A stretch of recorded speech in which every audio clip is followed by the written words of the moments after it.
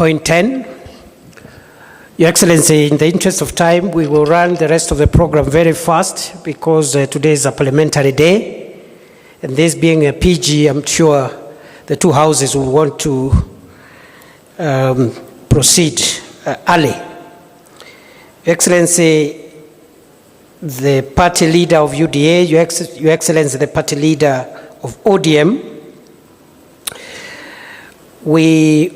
I will request Professor Anyang Nyong'o, my academic senior, to come and say two things here in 2 minutes based on the presentation of the 10-point agenda, maybe on devolution and compensation of victims. 2 minutes for Professor Peter Anyang Nyong'o.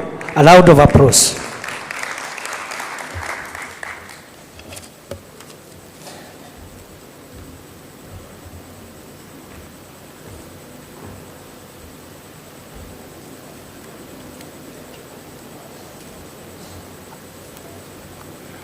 Your Excellency, the President and the Vice President, thank you so much for convening this meeting, which is extremely important and informative. I will only say two things that are effectively dealt with in this report. That is devolution and compensation of victims. As you know, that some of us have been very concerned about the issue of victims, and I'm glad that today they've gone on record that the victims will be compensated. Secondly, devolution. You know, there was that famous story that a child always asks for more, and it's never enough. The Constitution of Kenya says that there are two levels of government, devolution and national, separate but interdependent. Kenya cannot really develop fully if devolved government is not fully funded for the development functions that it performs. I'm grateful that it is said that the equitable share of revenue to counties has increased to 385 billion shillings in financial year 2024-2025 to 415 billion shillings in financial year 2025-2026. This is good. And it is projected to rise to 450 billion shillings in 2026 and 2027. We are happy about that. But you know, as I said, we will never stop asking for more. Thank you.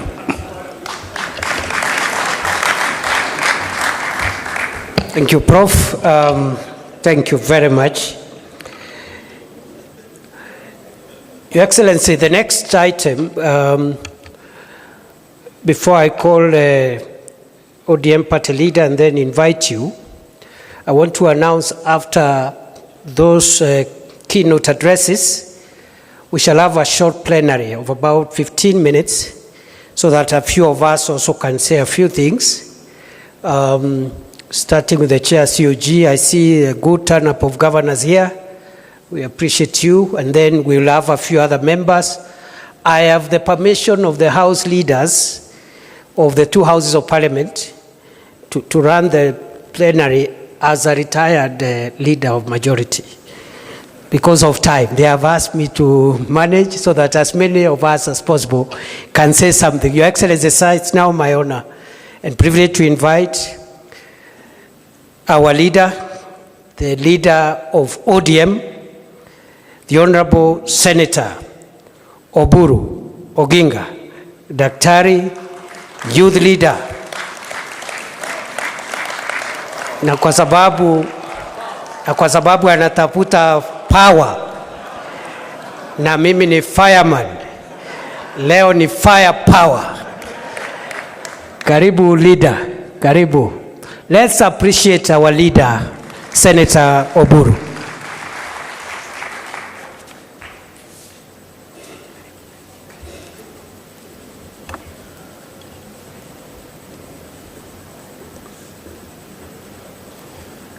Your Excellency, the President of the Republic of Kenya and Commander of the Armed Forces, Dr. William Samoei Ruto, the Deputy President, and all protocols observed, fellow members of parliament, I would like not to make, I have a written speech here, but I don't want to read it all. I want to have it here as part of the today's meeting, and I will give it to the press also to have it. But I am used to speaking off the cuff. It is better for me than reading long speeches. Your Excellency, the report of the 10-point agenda committee headed by my sister, Honorable Professor Zani, is finally presented to us as a joint parliamentary session. Mr. President, this is not a small feat. Mr. President, the country has been waiting for this. The country has been waiting for this because we are in this broad-based government, but there are people who thought that this report is the one which formed the foundation for establishing broad-based government. Mr. President, I want to inform the country that broad-based government started long before the 10-point agenda came. Mr. President, therefore, it cannot depend, the broad-based arrangement cannot depend on the 10-point agenda. 10-point agenda was meant to strengthen the broad-based arrangement. And Mr. President, the 7th of March, which was slated as the date for making the report, was not the end of the broad-based arrangement. The broad-based arrangement goes up to 2027. The 7th of March was marking the beginning or the date when this 10-point agenda was signed. It was an anniversary. It was to celebrate that anniversary. It was also to give us the interim report of the progress of implementation. As you can see, the 10-point agenda which we have been taken through is something which cannot end. It is something which will continue from today. It will continue into 2027, and it will go on because it is life. Most of these things which are contained here are actually concerning the livelihoods, the daily livelihoods of Kenyans. And we want to improve our society so that there will be no victimization of a victim, or we shall not have victims of police brutality. And our police are supposed to improve, and we want to improve them because they are our sons and sisters. We don't want them to go to jail for killing people. They should not kill people. They should be trained to help our people to fulfill constitutional requirements.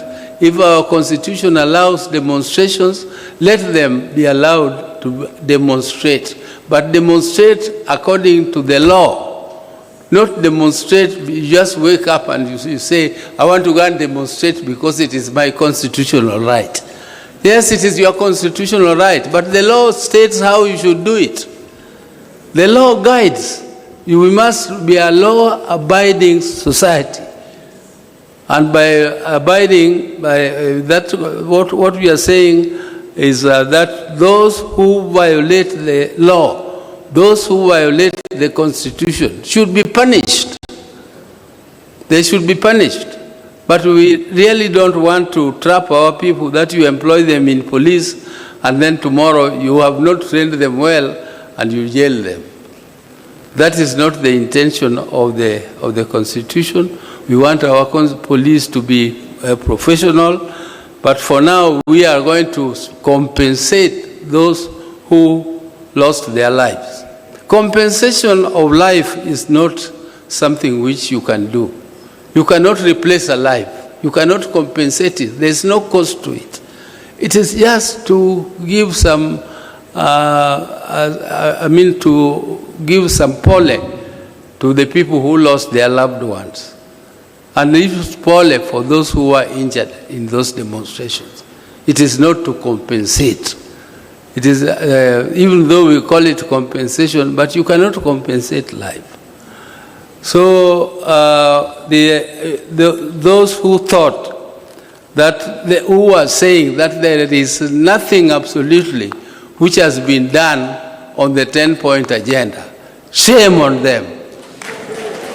Shame on them, because you can see there is a lot which has been done and there is a lot which is still remaining to be done.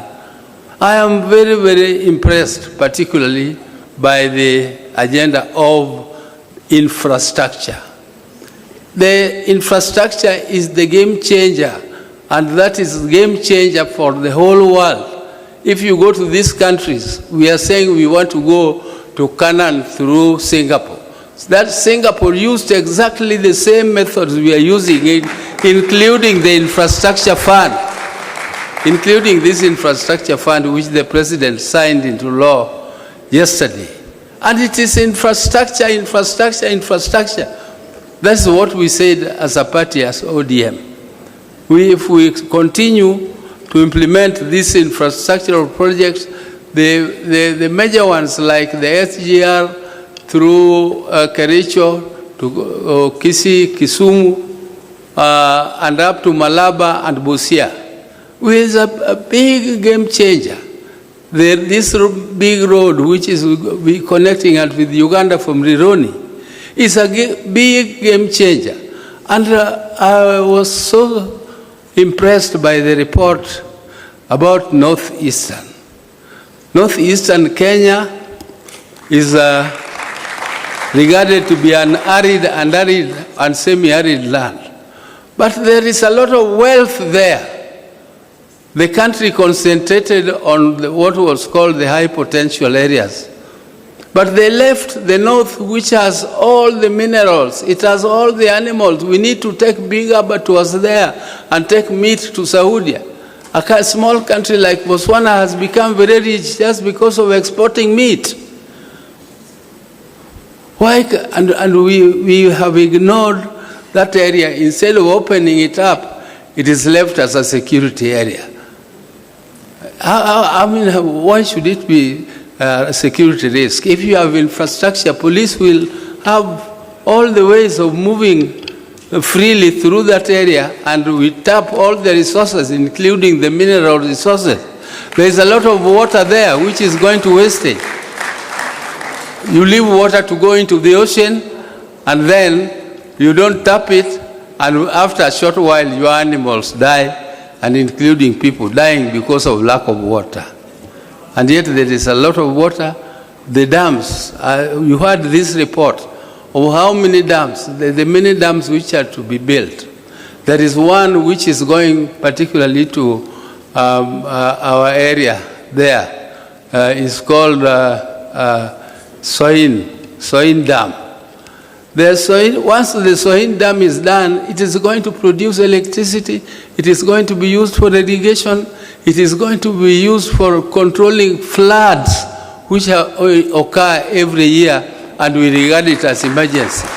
It is emergency. How can something which occurs every year be regarded as an emergency? How is it an emergency? And you know it will come.